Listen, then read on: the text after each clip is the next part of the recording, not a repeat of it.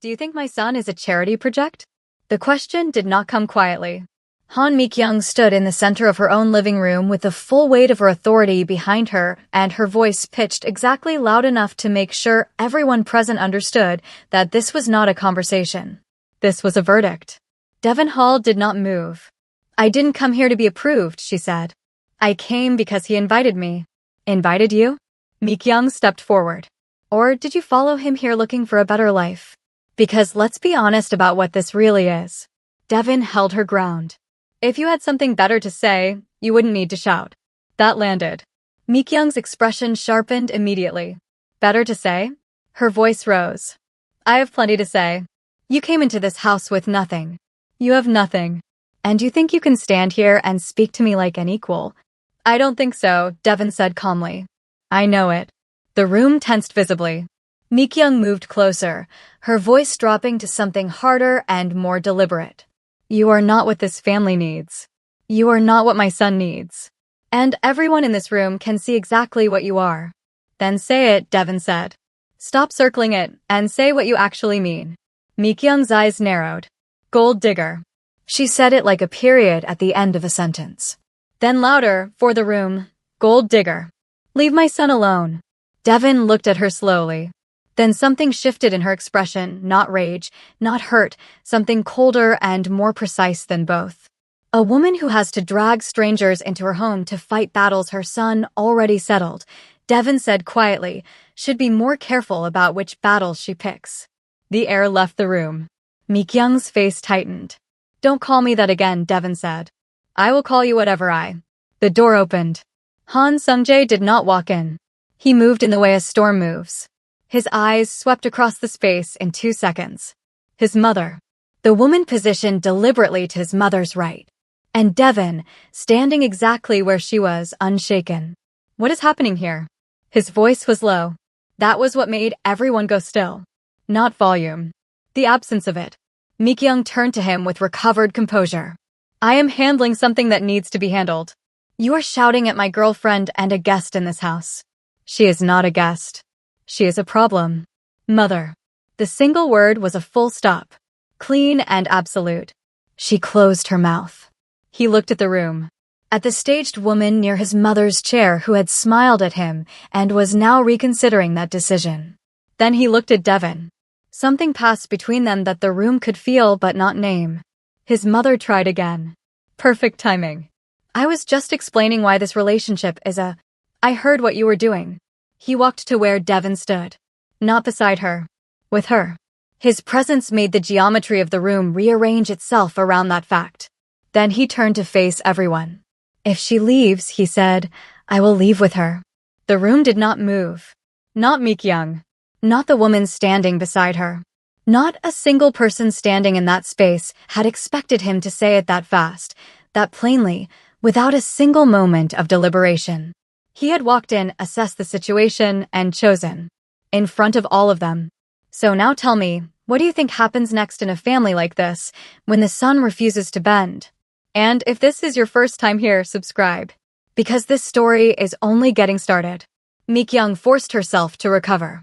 Her expression smoothed over with the discipline of a woman who had spent decades refusing to be publicly rattled.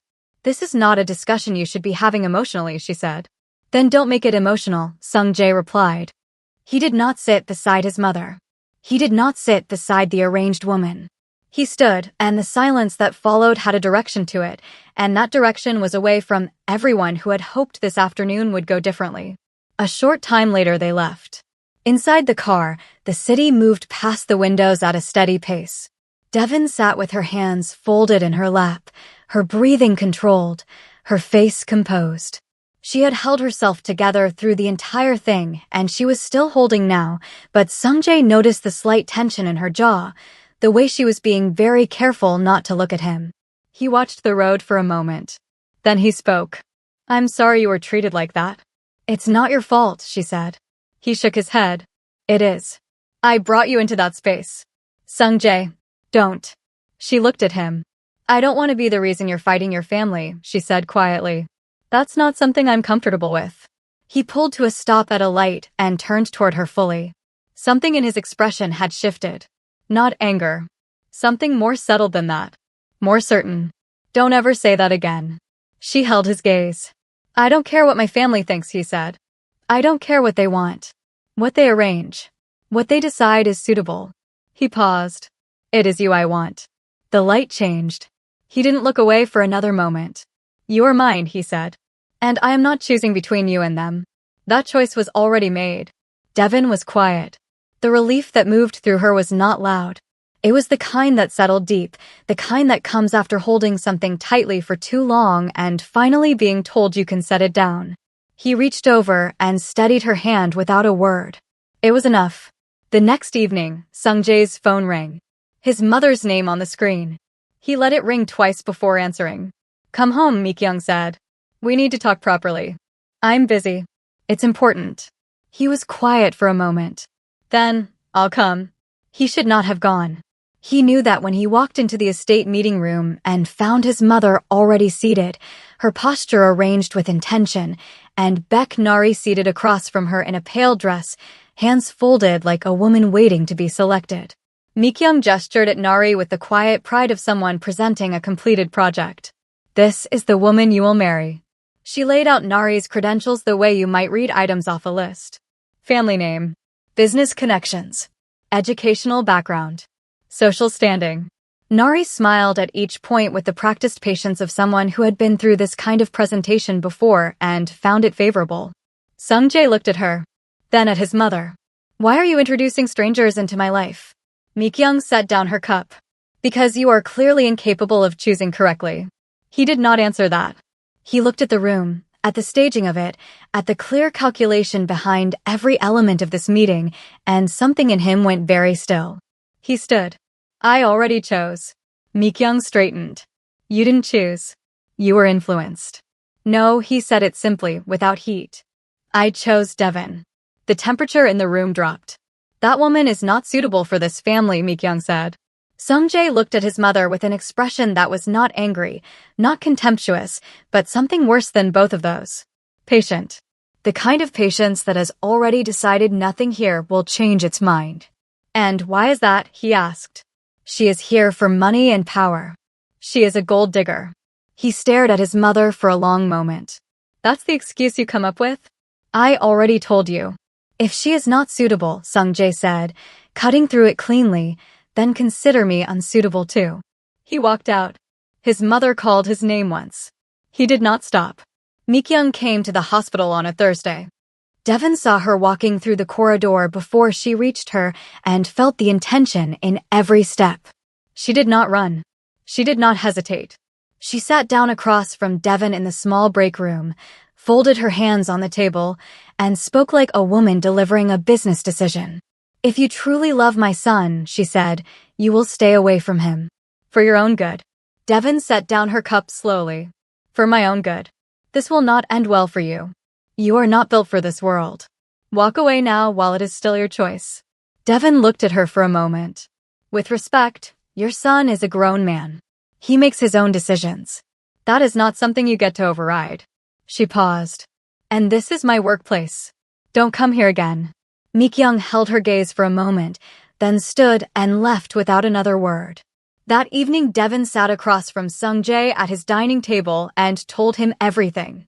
She kept her voice even. She was not looking for a reaction. She just wanted him to know. He was very still while she spoke. Then he stood up without a word, picked up his keys and left. He found his mother in the sitting room with Baek Nari, the two of them deep in conversation that stopped the moment he walked in. You went to her workplace, he said. Mikyung straightened. I was protecting you. You were harassing her. His voice was controlled, but the stillness behind it had an edge. At her job. You sat across from her and told her to disappear. Sungjae, I know what is best for you. No, he said. You feel like you do. There is a difference. Nari shifted in her seat. I can. He turned to her. Don't. Please just keep quiet. He looked back at his mother. You both misunderstand something. I don't need permission to love her. Not from this family. Not from anyone in this room. He walked out. It had started 18 months earlier, on a night that was never supposed to become anything. Devon had been on a late shift. She had been a nurse long enough that emergency calls no longer rattled her the way they once had. When the patient arrived, she focused on what mattered. Stabilize. Assess. Act. What she had not expected was the man on the gurney to be Han Sung-jae. She did not know who he was that night. She only knew he had been attacked and the injury was serious.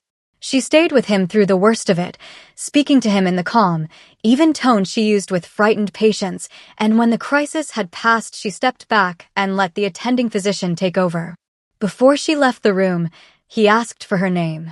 She gave it to him and walked away. He thought about her for 2 months. When he found her again, it was at the small restaurant where she ate lunch on Thursdays. He saw her through the window and went inside. She looked up, recognized him immediately, and said, "You healed well." That was how it started. He came back the next Thursday. And the one after that. Eventually, he stopped pretending it was coincidence, and she stopped pretending she had not noticed. What began as brief conversations slowly became something steadier. She talked to him directly, without ceremony, without treating him like the powerful man everyone else seemed to see. She treated him like a person. And he realized how rare that was. Months later, pressure began building around the Han family's business operations. Shipping contracts collapsed. Financial strain followed quietly behind it. Devon heard enough to understand more than Sung-jae realized she did. Her father was a private man with significant influence in financial circles. One evening, after hearing enough to recognize the problem, Devon made a careful suggestion to him about a struggling shipping route connected to the Han organization. Within weeks, the pressure eased. Sung-jae noticed. "You know something about this?" he asked her once. "No," she said calmly. "Not really." He knew she was hiding something. He just didn't know what. She told him months later during dinner at his apartment. "My family is wealthier than I let people assume," she admitted quietly. "The company that helped stabilize your shipping infrastructure belongs to my father now." Sung-jae looked at her for a long moment. "Why didn't you tell me earlier?" "Because I wanted you to know me first." Something in his expression softened after that. Not because of her family's wealth, but because she had never once used it to impress him. By then, he already loved her. It was Han Yuri who noticed first that something had changed in her brother. Sung-jae's younger sister had been watching the situation for weeks with the focused curiosity of someone who was genuinely interested in how it resolved. She had seen the women her mother approved of come through their home over the years, polished, strategic, ambitious in ways that were tolerated because they pointed in the right direction, and she had always found them exhausting. She met Devon at a family dinner that Sung-jae had arranged before things became complicated. The two women had been seated near each other, and within 20 minutes Yuri had decided she liked her enormously. It was not just that Devon was warm, though she was. It was not just that she was funny in a dry, understated way that matched Yuri's own humor. It was that she seemed entirely uninterested in performing. She ate the food. She said what she thought. When Mi-kyung made a pointed comment across the table, Devon acknowledged it with a calm nod that gave nothing away. Yuri had texted her brother under the table, "Keep her." When the pressure from their mother intensified, Yuri found a way to be near Devon more often. She stopped by her workplace once on a Thursday, slid into the seat across from her with a coffee she had bought on the way, and said, "She's not going to stop easily, you know." Devon looked at her. "I know. She's not a bad person," Yuri said. "She just has a very fixed idea of what this family looks like. And you don't fit the picture she drew 20 years ago." Devon was quiet for a moment. "Then, do you think I should stop?" Yuri picked up her coffee. "I think you should stay exactly where you are." She paused. "He has never looked at anyone the way he looks at you. And I have watched him for 28 years. She set the cup down. "Don't let her win by leaving." That's what she's counting on. Devon didn't say anything, but something in her expression settled. "Besides," Yuri added, "I finally have someone to complain about him with. I'm not giving that up." Devon laughed. It was the first real laugh she had allowed herself in weeks. What happened next was not something anyone predicted, including Mi-kyung. Baek Nari had understood from the beginning that the arrangement was not going to be straightforward. Sung-jae's resistance was obvious. His mother's determination was equally obvious. What Nari had assessed, quietly and correctly, was that the obstacle was Devon Hall, and that the most efficient solution was to remove the obstacle. She had started with a visit. She had gone to Devon's workplace on a Tuesday afternoon with the composed confidence of someone accustomed to having conversations where she held all the leverage. She sat across from Devon in the small break room, folded her hands, and began to speak. "I think you understand what you are," Nari said pleasantly. "A temporary interest. These things happen. No judgment." Devon looked at her. "But you're making things complicated," Nari continued. "For him. For the family. If you actually care about him, you would recognize that and act accordingly." Devon had not raised her voice. She had not moved from her chair. She had looked at Nari with an expression of such total calm that it was, in its own way, more unnerving than anger. "I'm going to say this once," Devon said. "Don't come to my workplace. Don't approach me this way again. And don't make the mistake of thinking your confidence is the same thing as leverage." She paused. "Try something like this again and you will regret it." Nari had left. But she had not stopped. In the weeks that followed, she made several moves that were more serious than a conversation. She had access to the Han family's business structure through her family's connections, and she had used that access carefully. Financial records that should not have moved. And information leaked to a competing firm. A set of documents whose exposure would have created legal complications for the family's legitimate operations. Devon called Sungjae after the workplace confrontation. He came to her apartment that night, and she told him everything. He listened without expression. When she was done, she said, "I think we should take a break for a while. All of this is draining me." Sungjae was quiet for a long moment. He was looking at her with the same stillness he used in every room he walked into, but it had a different quality now. Something behind it that was less composed and more raw. "I know," he said. "I understand." He paused. "But I'm here. And nothing they do will ever tear us apart." Devon looked at him. "Are you sure?" "Yes," he said. "I am." A pause stretched between them. Then he said it plainly, without ceremony, "I love you." She knew it. She had felt it in the way he had walked across a room and stood beside her without being asked. She had felt it in the car ride after the first confrontation, in the way he had steadied her hand. She had felt it every Thursday and every quiet evening and every moment he had chosen her in front of people who expected him to do otherwise. "I love you too," she said. He kissed her. She let him. The apartment was quiet, and for the first time in weeks, nothing felt like it was about to break. Nari's exposure came from a direction she had not accounted for. Internal audits inside the Han organization had been running for 2 weeks when an analyst flagged a series of transactions that did not align with authorized accounts. The trail was methodical. Someone had been careful, but not careful enough. Within 72 hours, the evidence had been verified, and within another 24, it had been placed in front of people with the authority to act on it. Baek Nari was arrested on a Wednesday morning. The story reached Mikyung by noon. She was sitting in the drawing room of the estate when Sungjae came in. He did not sit down. He stood in the doorway and looked at his mother with an expression she had not seen on him before. Not anger. Not satisfaction. Something much quieter. "Do you see who you brought into this family?" he said. Mikyung said nothing. The woman she had vetted. The woman she had championed. The woman she had held up as proof that her son was choosing incorrectly. "She was stealing from us," Sungjae said. "She was leaking information to competitors. And you put her in this house." Mikyung's hands were folded in her lap. Her face was still. But underneath the stillness, something was cracking. "The woman you called unsuitable," Sungjae said. "The one you called a gold digger. The one you visited at her workplace." He paused. "She saved my life." Mikyung looked up. "There was an attack," he said. 18 months ago. I never told you the details because I knew how you would respond to them. But I was in a crisis, and she was the one who stayed. She stabilized me. She sat with me when it was serious. She did not ask for my name or my family or any compensation." He paused. "She just stayed." The room was quiet. "And 8 months ago, when our shipping infrastructure was under pressure and we were losing ground, someone intervened through a financial intermediary. Someone whose family had the connections to do it quietly and the decency not to announce it." Mikyung was very still. "That was her father," Sungjae said. "Robert Hall." Something shifted in Mikyung's expression. "He purchased the Daejin Logistics subsidiary. Years ago. You were in the room when it happened. You told father it was a fair deal. He watched her. That is her father. Mi-kyung stood slowly. She moved to the window and stood with her back to the room for a long moment.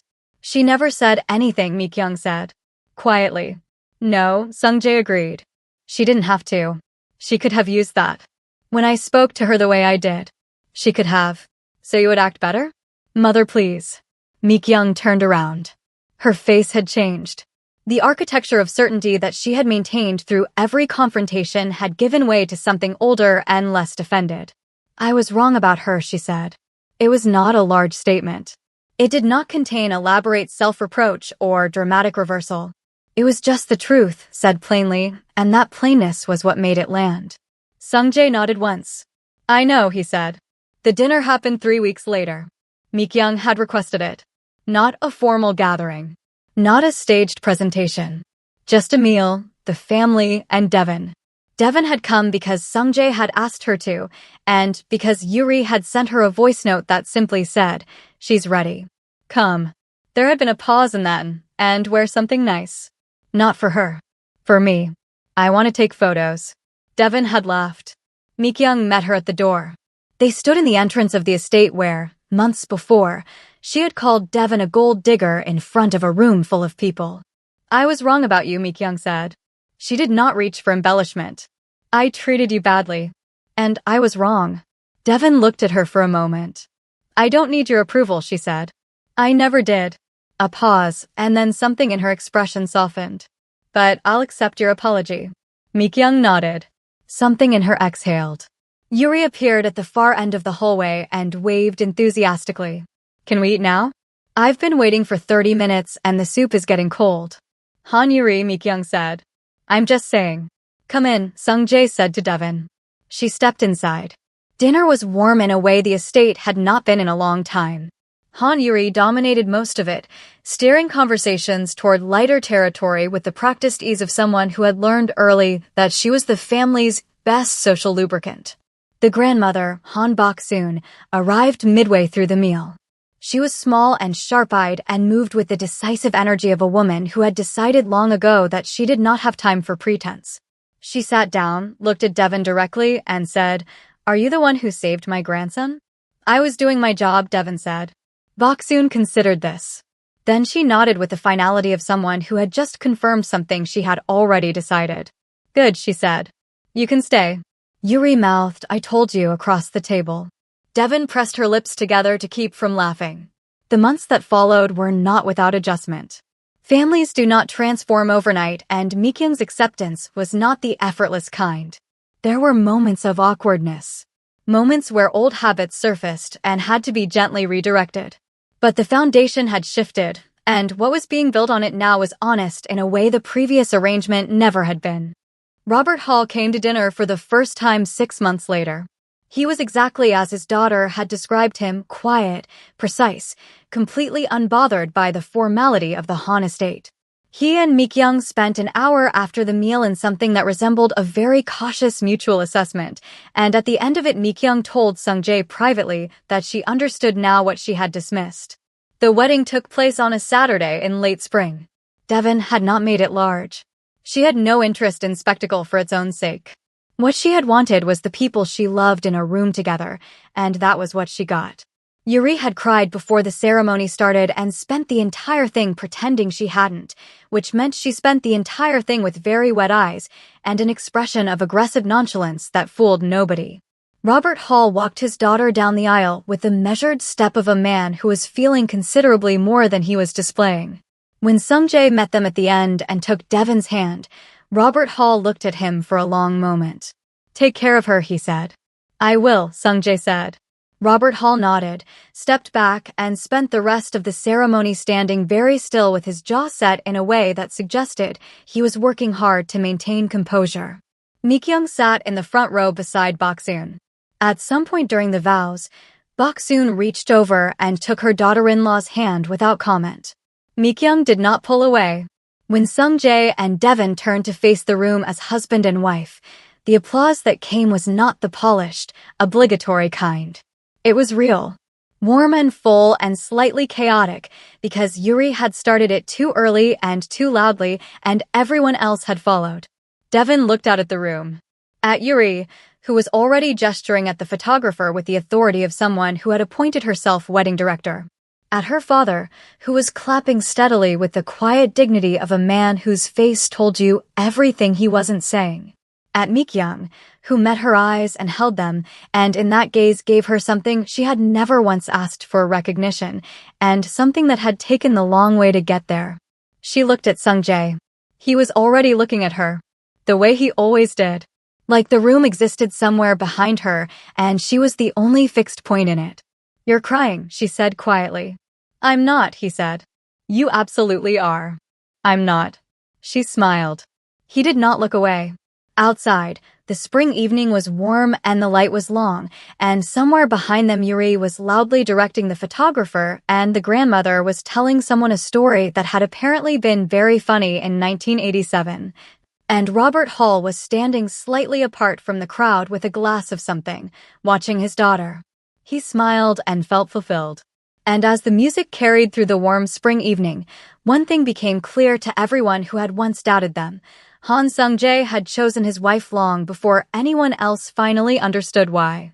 So tell me, do you think Han Mikyung ever truly believed Devin was a gold digger, or was she just terrified of losing control over her son?